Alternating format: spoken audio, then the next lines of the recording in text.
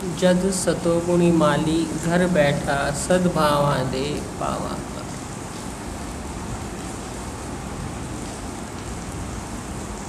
लक्ष्य तो गुरुदेव ने बता दिया, अपनी आधार रूपता पहचान करानी है और भावों से पार करना है। एक चीज़ से पार होना है, एक चीज़ से जुड़ाव करना है। भावों से पार होना है, संवित की आधार रूपता सखा बन करके पहचाननी है। इस लक्ष्य को लेकर के पहला कदम क्या है? वो है जद सतोगुणी माली घर बैठा सद्भावा दे पावा हार। जब सत्वगुण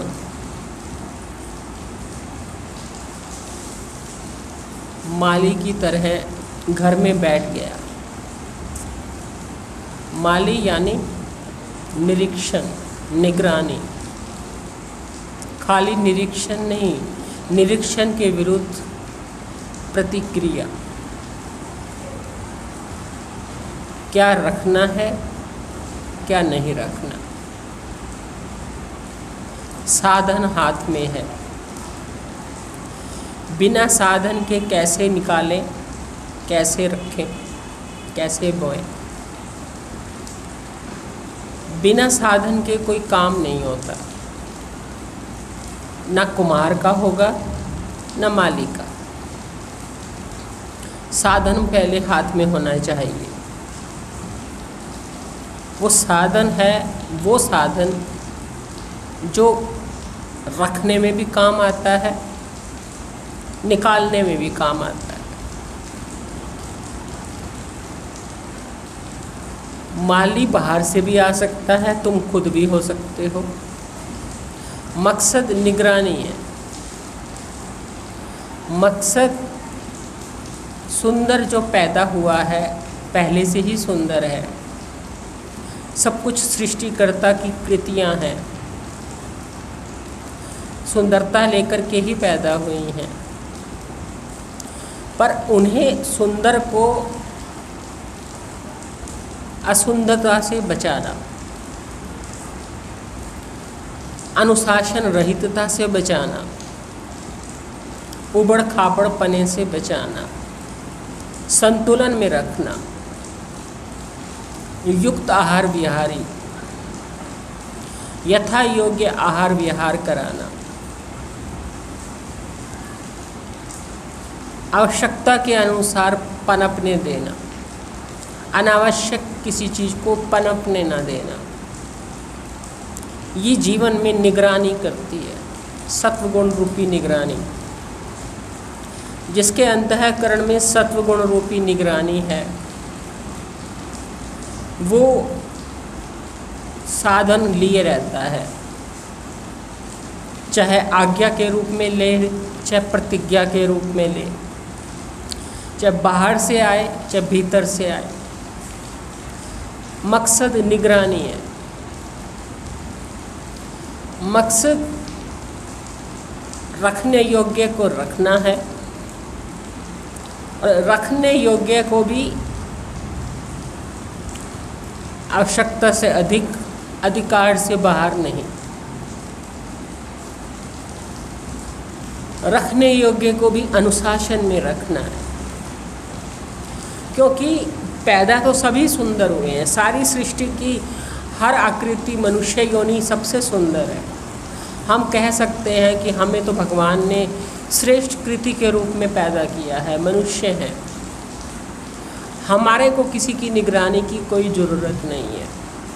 हमें किसी के साधन के द्वारा कुछ उखाड़ने की ज़रूरत नहीं है, कुछ नया पैदा करने की ज़रूरत नहीं है।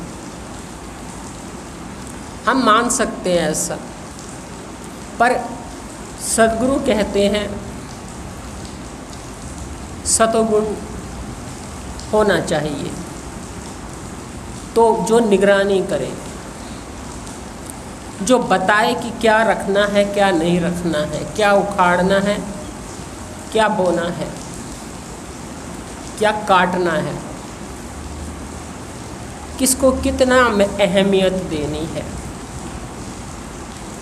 हम सभी बहुत अच्छे पैदा हुए हैं, अपनी नज़र में सब बड़े अच्छे हैं,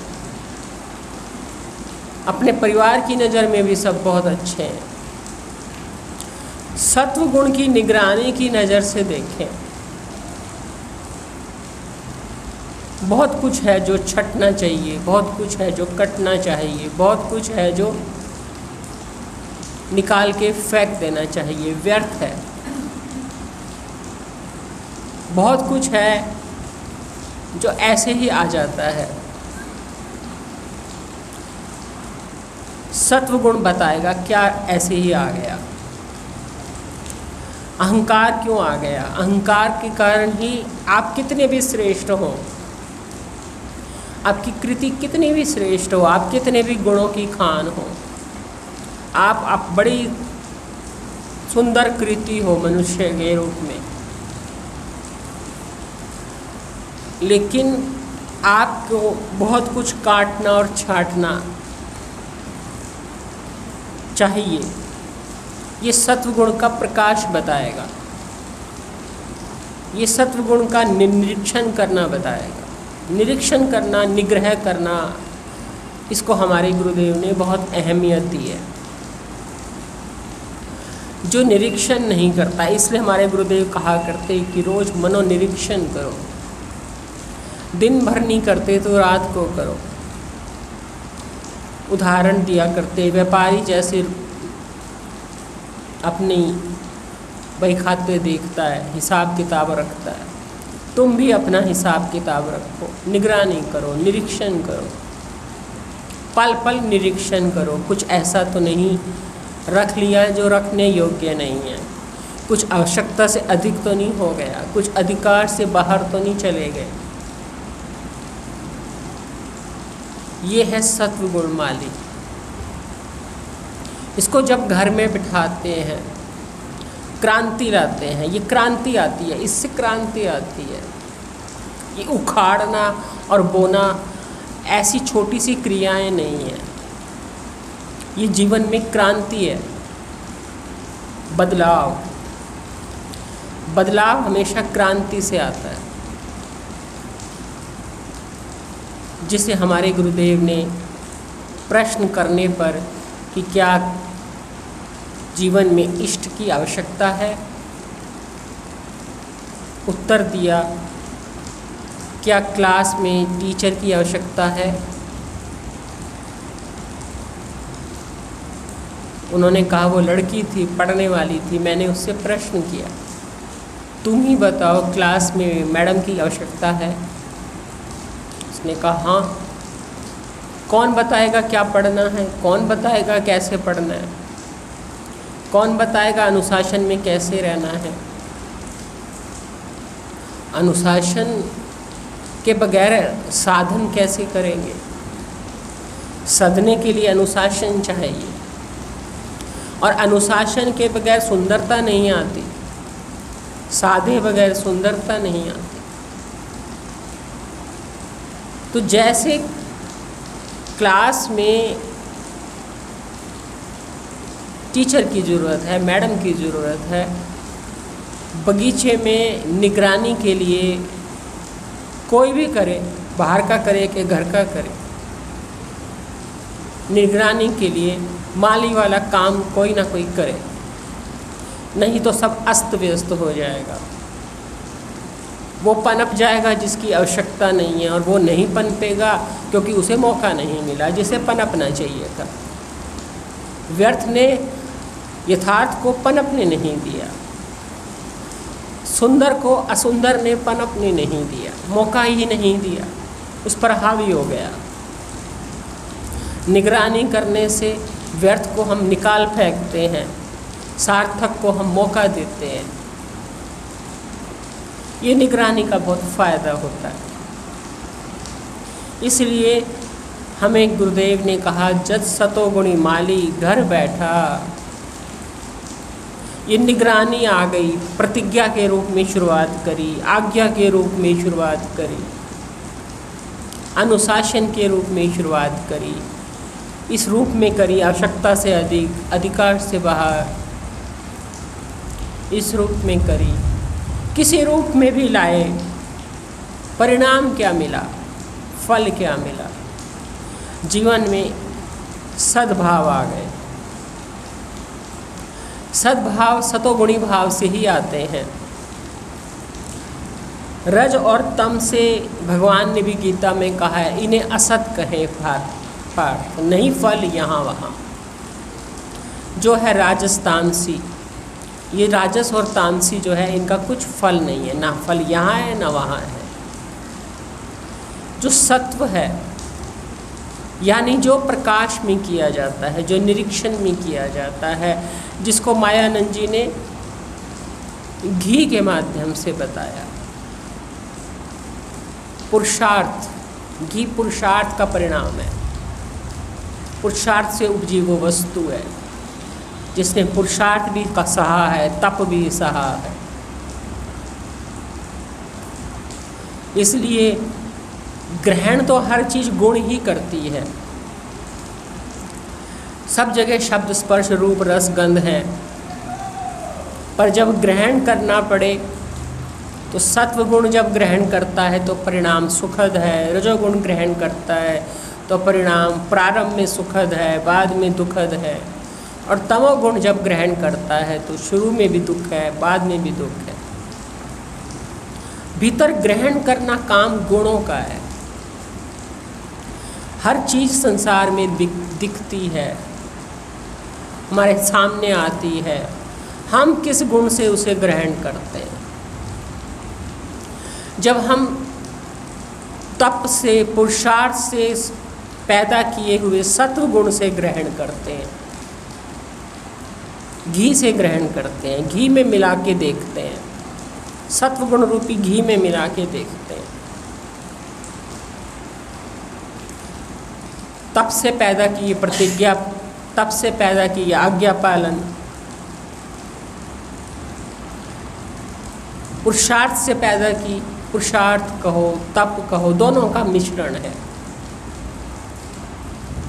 सजगता, सजगता, सजगता के बगैर घी नहीं बना सकते आप। मक्खन ही नहीं बनाओगे, मक्खन बना लोगे तो घी बिगाड़ लोगे।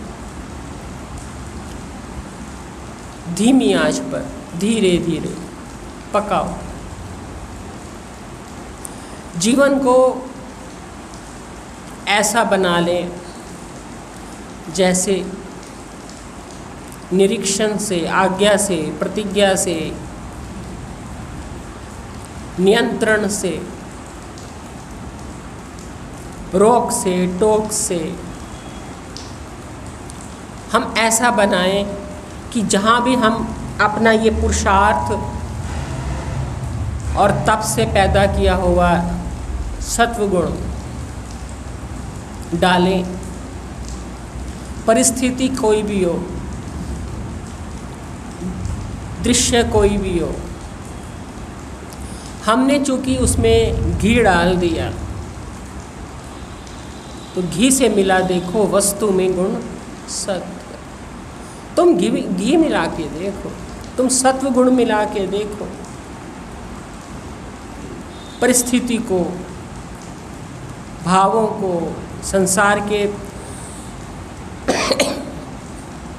दृश्यों को, दुखों को, कष्टों को, कठिनाइयों को, व्याधियों को तुम रजोगुणी भाव से देखोगे तो कुछ चीज़ें तुम्हें बड़ी अच्छी लगेंगी, पर बाद में तुम उसको तृष्णा से भोगोगे तो दुख देंगी, क्योंकि तुमने उसमें रज मिला दिया।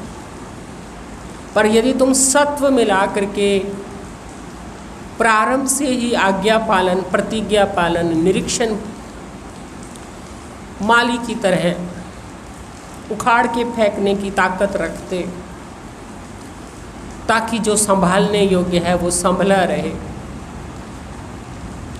जो रखने लायक है वो रखा रहे, जो व्यर्थ है वो फेंक दिया जाए, उसका मोह ना करते, उसका अहंकार ना करते, उसका राग ना करते, तो तुम हर चीज़ में पैदा कर लेते एक सत्व गुण। और सत्व गुण जब पैदा हो जाता तो जहाँ भी मिलाते वस्तु में गुण सत्व है, वो सुखद अनुभव देता, वो कष्ट में भी सुखद अनुभव देता, सुख में भी सुखद अनुभव देता, समता देता, गाने को ना कहता, दुख में रोने को ना कहता, समता रूपी सुख देता। क्योंकि तुमने हर वस्तु को अपने अंतःकरण में निरीक्षण से सत्वगुण बढ़ा लिया। इसलिए गुरुदेव कह रहे हैं, जब सतोगुणी माली घर बैठा सद्भावा दे पावा। हर चीज़ में मैं सतरूपता ही देखता हूँ, सद्भाव ही बनाता हूँ, सद्भावों के हार पहनता हूँ, खुद को सद्भावों से सद्भाव देता हूँ खुद को। क्यों सद्भाव दे पाया? कोई दुख मुझे दुख नहीं दे पाएगा यदि मैं उसमें अपना सत्वगुण मिला दूँ। तप से, पुरुषार्थ से पैदा किया हुआ वो भी मुझे वैराग देगा, सुख मुझे उछालेगा नहीं। इस तरह से ही महापुरुषों का जीवन रहा है आदिकाल से। मीरा के जीवन में बहुत दुख आए, भगवान बुद्ध के जीवन में बहुत सुख थे, कृष्ण भगवान के जीवन में बहुत प्रेम भी था, बड़े आरोप भी थे, बड़ी निंदा भी थी, बड़ा कठिनाइयाँ भी थी, बड़े युद्ध भी थे। राम भगवान के जीवन में भी वन भी आया, अयोध्या का राज्य भी आया, माताओं का प्यार भी आया, कैकेयी माता का द्वेष भी आया, रावण भी आया, विभीषण भी आया, सुग्रीव भी आया। बदलाव सबके जीवन में आए,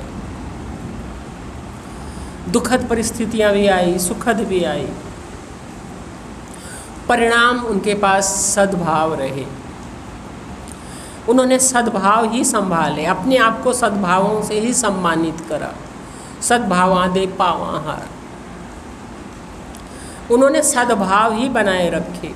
सद्भाव यानी परमात्मा के अस्तित्व की तरफ ही निगाह रखी। बदल जाएगा, नहीं रहेगा,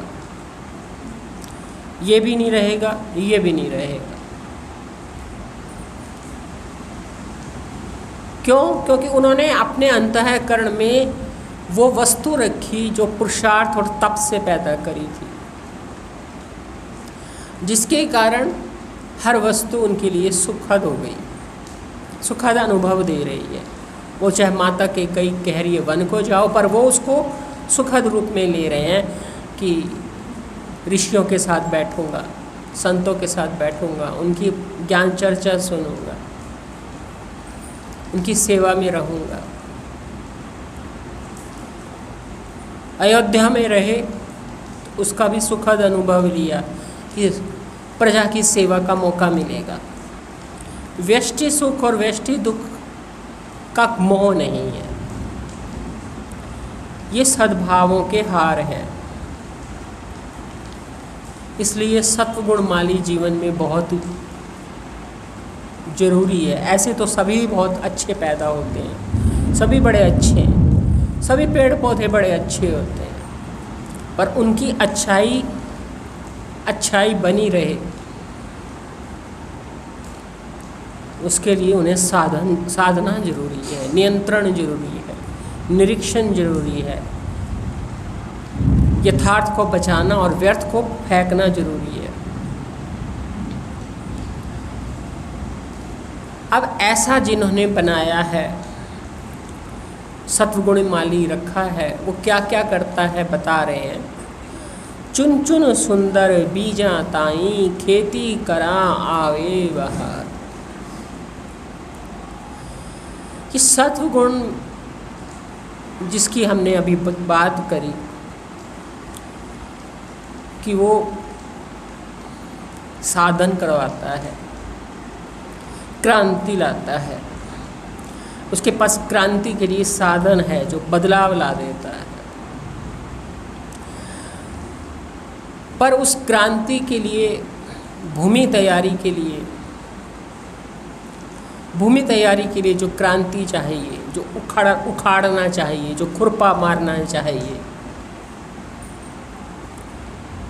भूमि तैयारी में बचाव के लिए, बोने के लिए भूमि चाहिए, भूमि में क्रांति चाहिए, खुरपे से उसमें क्रांति आती है। उसके बाद क्या करें? यदि इस तरह से आपने अपने जीवन में क्रांति ला दी, बदलाव ला दिया, उखाड़ के फेंक दिया, बचा के रख लिया, यथार्थ को बचा लिया, व्यर्थ को फेंक दिया, मोह नहीं है व्यर्थ का और यथार्थ का कोई भय नहीं है, यथार्थ से कुछ की कदर है, तो आप क्या करोगे? आपकी भूमि तैयार है। अब आप क्या करोगे? चुन चुन सुंदर बीजा ताई,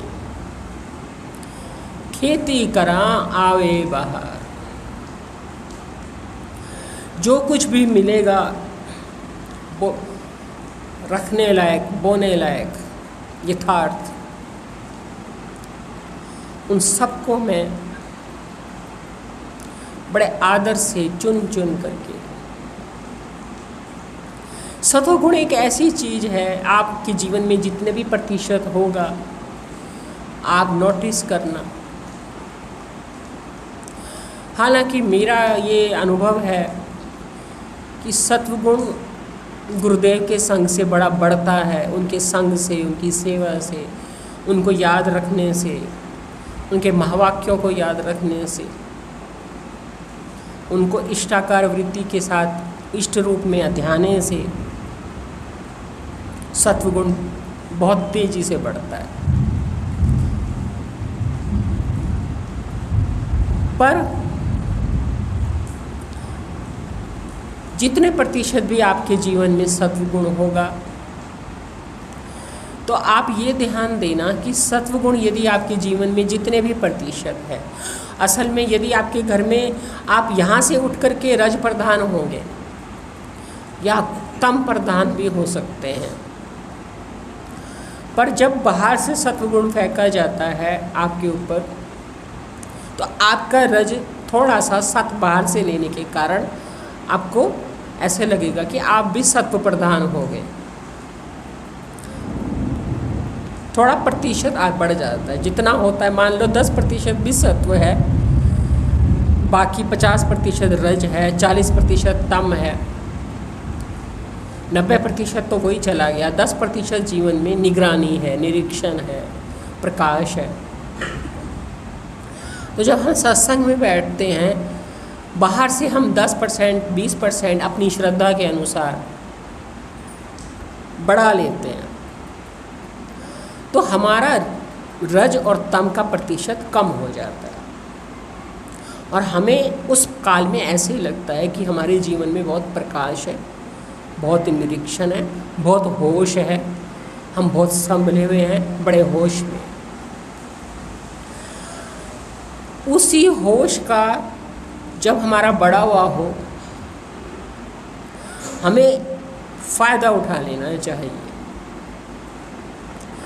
ये मौके जीवन में जब भी आए, चाहे आप घर में भी हो, जैसे आप मान लीजिए सुबह उठे, सुबह उठ करके आपका किसी से बोलने का मन नहीं कर रहा, कुछ ज़्यादा क्रिया का करने का मन नहीं कर रहा, बस आपका मन करता है नहाओ और बैठ जाओ।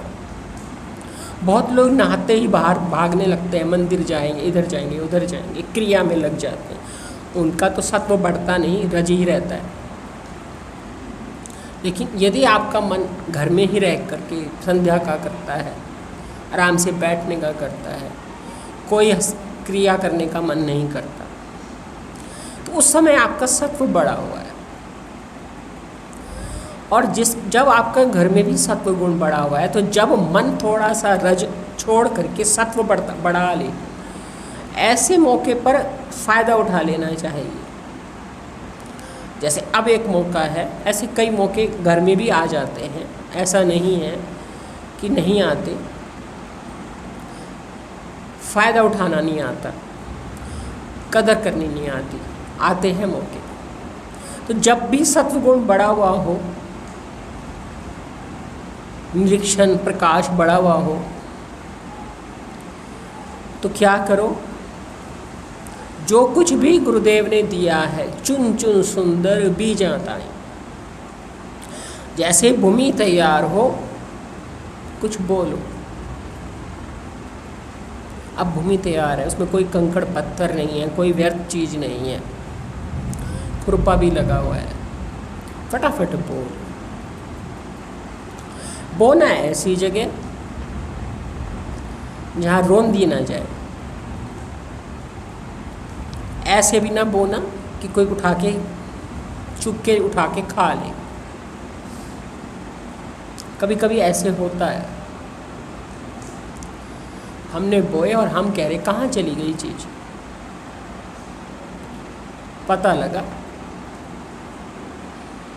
मेरे साथ ऐसे हुआ, बगीचे में चूहा कहीं छिपा हुआ, बोया और दिखाई ना दे, बाद में देखा वो सारा चूहा ही उसको खाने में लगा हुआ है।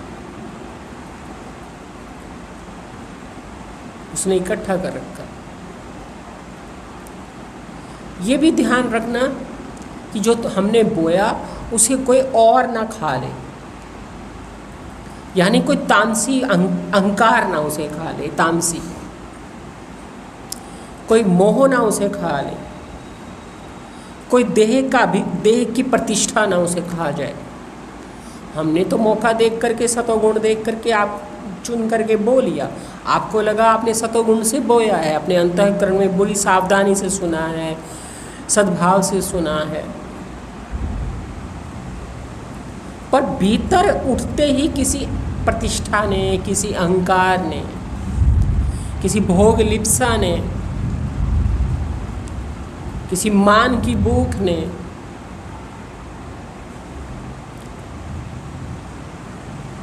चुपचाप आपका बोया हुआ, आपने ऊपर ऊपर ही अभी बोया था, अभी तो आपको भीतर उसको समाने का मौका ही नहीं मिला। घर जाते, एकांत में बैठते, उसको विचारते, तो उसको भीतर ले जाते। अभी आपने सुना, एकाग्रता से सुना, ध्यान से सुना, शांत मन से सुना, श्रद्धा से भी सुना, आदर से भी सुना,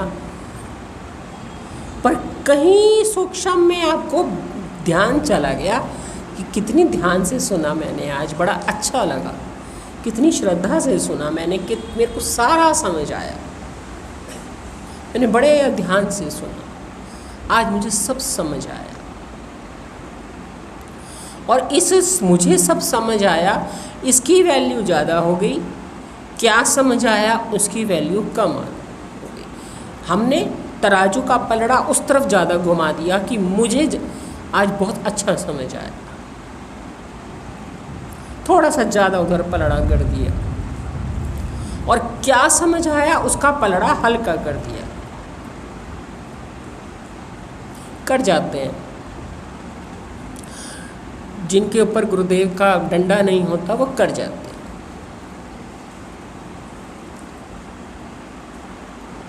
इधर आपने पलड़ा भारी करा, या आपने अच्छा समझ आया, मेरी बुद्धि खुल गई, मुझे क्या समझ आया, अब मैं इसको बताऊं मुझे आज क्या समझ आया, या इसने मेरे से पूछ लिया कि तूने आज समझा, क्या समझा मुझे भी बता, और हम बताने लग गए। शुरुआत में तो हम सतोगुण से बताने लगे क्योंकि उसका प्रभाव था, पर बताते बताते पलड़ा भारी हो गया। मुझे क्या समझ आया, मुझे समझ आया, उसका क्या समझ आया, उसका हल्का हो गया। इतने में ही वो दाना वो अहंकार खा गया, वो चूहा खा गया, वो पक्षी खा गया, वो अहंकार खा गया। आपको घर जाके ऐसे लगेगा कि सुना तो बड़े ध्यान से था, समझ तो सब आया, याद भी आ रहा है, पर उसका जो परिणाम शांति है, उसका परिणाम जो एकाग्रता है, वो क्यों नहीं है? वो क्यों नहीं है? यदि शांत मन से, श्रद्धा से, आदर से, एकाग्रता से सुना था, तो घर जाके परिणाम शांति, सुखद अनुभव, रोमांच, एकाग्रता, अकेले बैठने की इच्छा होना, मौका देख कर के विचार करने की इच्छा होना, ये क्यों नहीं हो रहा? अच्छा समझ भी आ रहा है, अभी भी बता सकती हूँ क्या समझ आ रहा है, पर कोई रोमांच नहीं है, कोई शांति नहीं है, कोई सत्य के लिए लिप्सा नहीं बढ़ी, प्यास नहीं बढ़ी। मैं का थोड़ा सा आदर ज़्यादा दे दिया, वो मैं का आदर बढ़ते ही सत्य की प्यास। सत्य बड़ी नाजुक वस्तु है, बीज की तरह। अभी बोया, अभी उसको मौका भी नहीं दिया पनपने का, आ गए लुटेरे पक्षी बन के, लुट के ले गए। हम भी सावधान रहते कि नहीं रहते पता नहीं। जो सावधान रहते होंगे उनको घर जाके रोमांच जरूर होता होगा, शांति होती होगी, चित्त एकांत में बैठने का मन करता होगा। एकदम नहीं बैठ सकते तो थोड़ी देर बाद मन करता होगा, विचार करने का मन करता होगा, उत्साह बढ़ता होगा। सत्वगुण का लक्षण है उत्साह, उत्साह, तत्परता, संयम का मन करता होगा, निरीक्षण का और मन करता होगा, और गहराई से देखूं कहाँ कहाँ वृत्तियाँ व्यर्थ उठाती हैं, ताकि ये जो मेरे को खजाना मिला है ये मुझसे कोई छीन ना ले, ये वृत्तियाँ कर्माशड़ियाँ छीन ना ले। तो अपनी चीज़ बचा के रखने का मन करता होगा कि किसी वजह से कोई छीन ना ले, ना मेरा मन की बेईमानी छीन ले, ना बाहर से कोई मान प्रतिष्ठा छीन ले, ना मैं किसी के साथ ज़्यादा बोलूं, ना ज़्यादा सुनूं, कि मेरे अंतःकरण की वृत्तियाँ फैल जाएं और जो मैं समेट के लाई वो गठरी खुल जाए। इसलिए गुरुदेव ने कहा चुन चुन सुंदर बीजा था, सुंदरता से बीजना, इस तरह बीजना कि कोई चुरा ना जाए, कोई चुरा ना ले। पहले चोर तो तुम ही हो। इसलिए भगवान ने गीता में अर्जुन को कहा यही काम यही क्रोध है रजोगुण से हुए, ये अघासी महापापी, यहाँ तू शत्रु जान ले। स्वामी जीवनानंद जी आते थे तो वो कहते थे ये चोर है, एक तलहटी में रहता हुआ चोर है, एक चोर है आँखों में बैठा है। वो तो आप कहोगे हमारी आँख में तो चोर नहीं बैठा था, हम तो बहुत ध्यान से सुन रहे थे, हमने वहाँ तो संयम कर लिया था। पर वो जो तलहटी में बैठा है, तलहटी मतलब बेसमेंट में, भीतर कहीं गहरे में, वो कब ये मान करने लगता है कि मुझे बहुत अच्छा समझ आता है,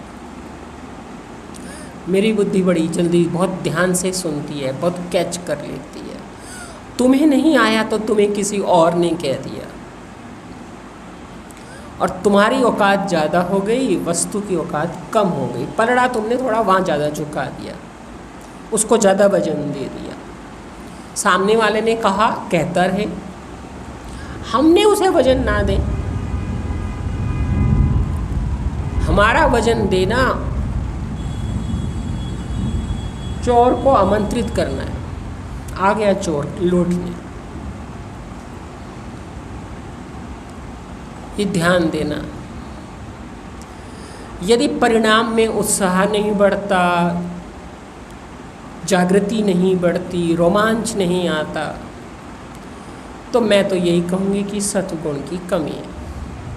नहीं तो ब्रह्म विद्या सुनने के बाद रोमांच भी बढ़ता है, श्रद्धा भी बढ़ती है, संयम भी बढ़ता है, तत्परता भी बढ़ती है, होश भी बढ़ती है, समर्पण भी बढ़ता है। ये विद्या ही ऐसी है। तो इसलिए कह रहे हैं, चुन चुन सुंदर बीजा ताई खेती करा आवे रहा। तो चुन चुन करके मैं सुंदरता से तो पहले बोना तो सीखूं, बीजना तो सीखूं, गर्भित करना तो सीखूं। पहले तो भूमि तैयार करना सीखें, निगरानी से उखाड़ के फेंकने की ताकत लाएं। दोनों काम साथ साथ भी किए जा सकते हैं। इधर संभालो, इधर जहाँ जहाँ गड़बड़ है वहाँ उखाड़ के फेंक दो, और जो जो सार्थक है उसे संभालना है, ताकि व्यर्थ निकलेगा जीवन से तभी सार्थक आके संभला रहेगा। ये हमारे गुरुदेव ने हमें प्रेरणा दी है। करना ना करना हमारी इच्छा है। उन्होंने कह दिया, जो भी करना चुन चुन करके, संभाल करके इकट्ठा करना, सुंदरता से बीजना, उच्छृंखलता से ना बीजना, सुंदरता से बीजना, उच्छृंखल मत हो जाना, मैं मत करने लग जाना, अभिमानी बन के ना बीजना, सुंदरता से बीजना। सुंदरता विनम्रता में है, सुंदरता तप में है, सुंदरता संयम में है, सुंदरता उत्साह बढ़ने में है, सुंदरता समर्पण में है, सुंदरता प्यास में है, जुनून में है। तो इस तरह से गुरुदेव ने जो भी हमें प्रेरित किया, बड़े हमारे गुरुदेव जैसा कोई अनुभवी पारखी, इतने जागृत, कितने जागृत हैं कि हम उनकी जागृति को छू पाते हैं। उनकी जागृति की हद को हम पकड़ नहीं सकते, इतने जागृत।